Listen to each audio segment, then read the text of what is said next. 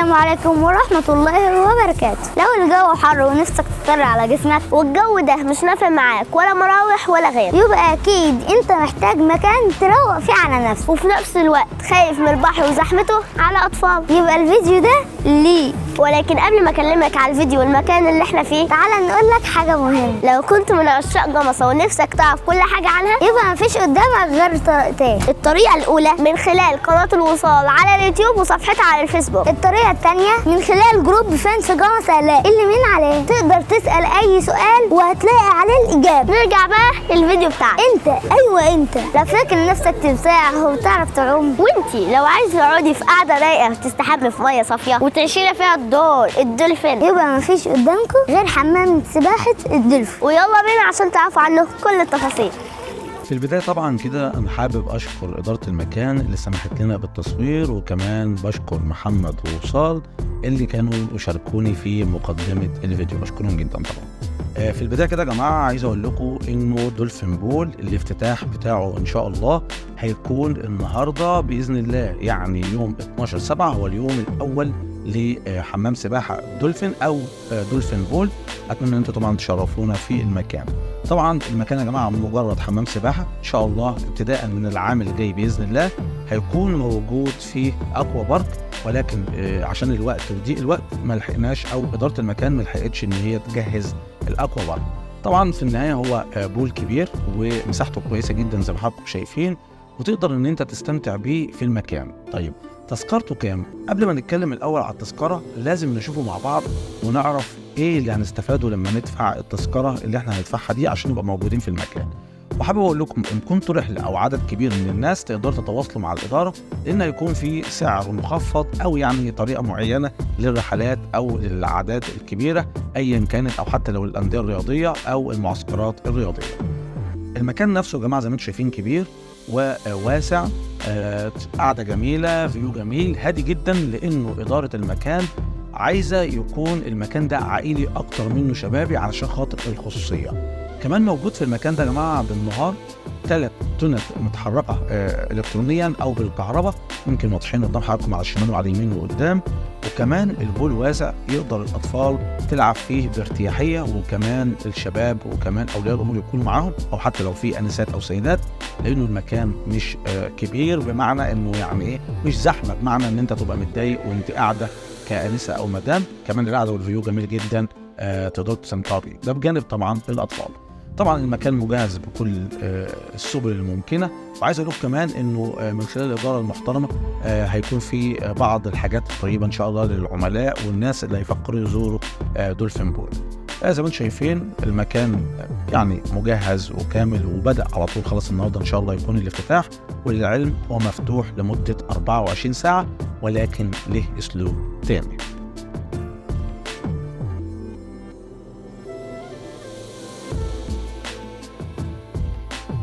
عايز اقول لكم كمان ان دولفين بول او حمام سباحه دولفين بول الموجود في منطقه ابو سمبل مقسم لشقين. الشق اللي على اليمين ده اللي على الشمال ده يا جماعه ايوه ده عباره عن عميق شويه، اما هنا متوسط العمق، اما كده للاطفال علشان خاطر المستويات كلها. يعني لو معاك طفل 4 سنين يقدر يلعب هنا بكل ارتياحيه، او 5 سنين او حتى 6، ويقدر يستمتع بيه الكبير والصغير زي ما انتم شايفين. يعني اي حد هيجي يستمتع بالمكان، سواء كنت راجل كبير ولي امر او شباب، هتقدر تستمتع بالمكان، او حتى اطفال هتقدر تستمتع بالمكان. عايز اقول لكم كمان يا جماعه انه من ضمن الحاجات الجميله في المكان او من الاداره اللي بتقدمها لحضراتكم، انه لو في اطفال مثلا تحت سن ال4 سنين او ال5 سنين بدون تذكره. يعني انت سيادتك طالما فوق ال4 سنين هتدفع تذكره، لكن تحت ال4 سنين مفيش تذكره. كمان المكان زي ما انتم حضراتكم مسموح بيه بالمأكولات. يعني ايه؟ يعني سيادتك تقدر بكل بساطه انك تجيب الاكل بتاعك وتقضي يومك كامل في المكان، الا المشروبات. زي ما انتم شايفين الاطفال مستمتعين في المكان لانه مش عميق في الاتجاه بتاعهم. زي ما انتم حضراتكم مسموح لك تجيب اكل، ولكن لازم تحافظ على خصوصية المكان ونظافة المكان. لكن المشروبات لازم تكون من بوفيه أو كافيه دولفين بول الموجود بشكل دوري لمدة 24 ساعة. زي ما انتم شايفين الاطفال مستمتعين باليوم، لانه زي ما قلت لحضراتكم البول مجهز بشكل كويس ان الاطفال يكونوا واقفين فيه مرتاحين بيلعبوا مستمتعين. طيب التذكره كام للفرد؟ التذكره 80 جنيه للفرد، تقدر تقعد بيهم لمده يعني طول ما انت عايز، مفيش بقى مده يقول لك اطلع من البول ولا امشي من البول، لا، من اول ما يفتح لحد ما ينتهي. هو طبعا هيفتح من الساعة 8 صباحا وحتى الساعة 8 مساء، ده بالنسبة للبول نفسه، بخلاف القعدة فوق والكافيه. طبعا ده هفهمه لحضراتكم وهشرحه طول ما الفيديو شغال، لكن الشخص او الفرد بيدفع 80 جنيه للتواجد داخل دولفين بول. يمكن البنات بيقولوا لكم تعالوا شرفونا ونورونا في المكان، وهم مستمتعين بالمكان زي ما حضراتكم شايفين. طبعا كمان من ضمن الخدمات اللي موجوده ان موجود 2 رجال امن او انقاذ على البول، سواء زيزو او عبود اللي موجودين وعندهم خبره سابقه في المجال ده وعارفين هم بيعملوا ايه كويس. طبعا بقول لكم تعالوا عشان خاطر تستمتعوا بدولفين بول.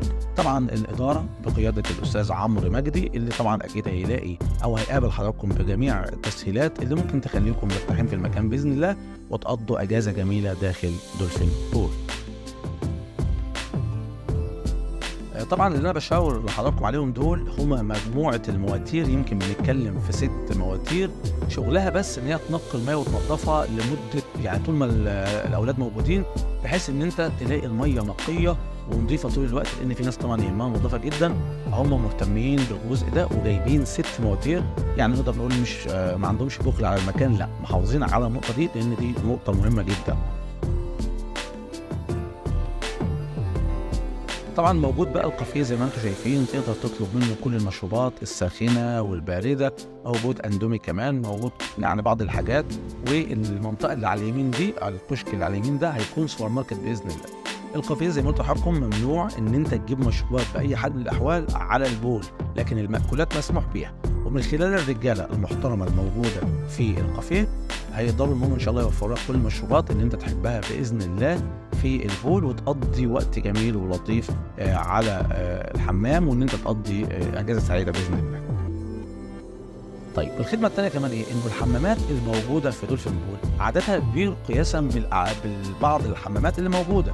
طيب كام؟ بنتكلم تقريبا في اكتر من 7 حمامات او غرف خلع ملابس، بخلاف الدش المستقل اللي بره، يعني مثلا النسائي منه او غرف تغيير ملابس الحريمي بنتكلم في 5، وكل واحده منهم جوه موجود فيها دش، بخلاف الدشين اللي قدام حضراتكم دول بيخلوكوا تستحموا كمان بره. لو مثلا طفله ولا حاجه تقدر تستحمى بره، واحده بهدومها تقدر تستحمى بره، لكن جوه الحمام نفسه وده اللي هتشوفه مع بعض تقدر كمان تلاقوا دش علشان خاطر تدخلي وتغيري هدومك وتكملي القعده على البول بشكل جميل. كمان الحمامات نفسها مستقله عن البول، يعني مش باينه مش واضحه عشان اللي قاعد في البول ما يشوفش، والعكس صحيح، ويحافظوا على الخصوصيه الموجوده داخل المكان.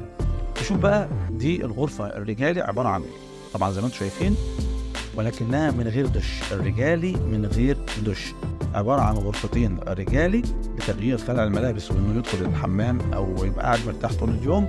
دي الغرفه الاولى، ويمكن الغرفه الثانيه اللي على اليمين قدام حضراتكم اهي، فدي ادي غرفه وادي الثانيه، دول بالنسبه للرجالي، وكمان دشين، دول القسم الرجالي. نيجي بقى لغرف تغيير ملابس الحريم. زي ما انتم شايفين كل غرفه منهم موجود فيها دش مستقل علشان خاطر تقدري سواء كنت انسه او مدام او حتى معاكي اطفال تقدري تغيري لهم بشكل فيه نوع من انواع الخصوصيه وتحافظي عليه. والعدد كبير، يعني احنا بنتكلم في 5 غرف لتغيير ملابس الحريم او السيدات، وخلاف ان كل واحده فيهم فيها دش، كمان في دشين بره مختلفين، يعني بنتكلم في اكتر من 7 دشات موجودين في غرف تغيير النساء. يمكن واضحه قدام حضراتكم بالفيديو. اما ليلا بقى، طبعا المكان ليلا يا جماعه ابتداء من الساعه 8 مساء بيتم غلق البول وبيبدا يشتغل ككافيه، يعني تيجي تقعد في المكان بس تاخد مشروباتك، تقعد انت واسرتك تقضي وقت جميل في المكان، ولكن بدون نزول للبول لانه بيتقفل الساعه 8 مساء. ولكن في مقترح من اداره المكان ان هم بيشوفوا انه فكره، ايه رايكم ان احنا نشغل البول من الساعه 9 مساء حتى الساعه 12 صباحا، ان احنا نشغله نساء فقط. يعني مثلا سيادتك تاخد اصحابك وتيجي البول ويكون الكوتش او الكابتن الموجوده على البول سيده. ولو المقترح ده عجبكم يا ريت تسيبوا لنا ده في التعليقات، عشان الاداره تنفذه. اما لو مش متشجعين للفكره، فطبعا اكيد اداره المكان هتلتزم بالساعه 8 بالليل وتقفل البول كنزول جوه وانك تعوم فيه. لكن لو المقترح عجبكم يبقى الساعه 9 لحد الساعه 12 تقدر ان انت كسيدات بس تكونوا موجودين على البول من فوق. اما الرجال هيتم منعهم من التواجد علشان السيدات تاخد راحتها في المكان. طبعا برضو المكان بالليل يعني مضيء وشكله كويس وشكله مبهج بصراحه. تقدر تقضي فيه وقت لطيف باذن الله، وفي كل التجهيزات اللي انت ممكن تكون عايزها وانت قاعد تقضي وقت لطيف في مكان لطيف. طبعا يا جماعه عدم نزول البول يعني بالليل بقى ما بتدفعش فلوس، فبس هتدفع ثمن المشروب اللي هتاخده، لكن ما فيش حاجه تانية غير ثمن المشروب اللي هتاخده من البوفيه وانت قاعد بس، يعني ما فيش فلوس تانية. تمام. اما ال 80 جنيه دي بتاعت نزول البول وانك تعوم في البول نفسه، ودي بتكون من 8 الصبح ل 8 مساء، وزي ما قلت لكم المقترح بتاع السيدات من 9 ل 12 لو حضراتكم حبيتوا ان انتوا يكون الاقتراح ده موجود ويتنفذ فعلا. ودي الكافيه بالليل قدام حضراتكم من خلال بول دولفين او دولفين بول. زي ما قلت لحضراتكم الافتتاح ان شاء الله النهارده بدأ خلاص، والفيديو بيتعرض على حضراتكم، وان شاء الله المكان يعجبكم وتقضوا فيه وقت جميل لانه المكان فعلا لطيف بالنسبه للمكان. نيجي بقى للعنوان. لو انت جاي من عند هدير او من عند سوق السمك او من شارع الكرنك اللي قدامك دوت، عصمة صون على يمينك اهي، ادخل شمال من تاني شارع بعد شارع الشباب. ايوه ادخل كده على طول، هو الشارع اللي قدامك ده على طول.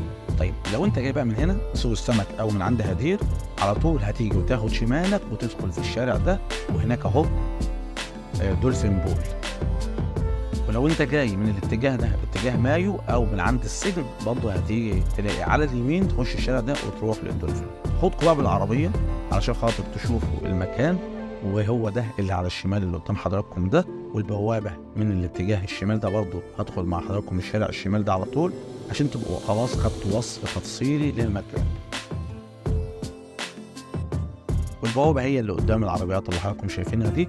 وان شاء الله في وجودكم في دولفين بول تقضوا وقت جميل باذن الله، ويكون مصيف سعيد على حضراتكم وعلى اولادكم، وتستمتعوا بالاجازه ان شاء الله، وترجعوا باذن الله مبسوطين من مصيف جمصة ومن خلال دولفين بول.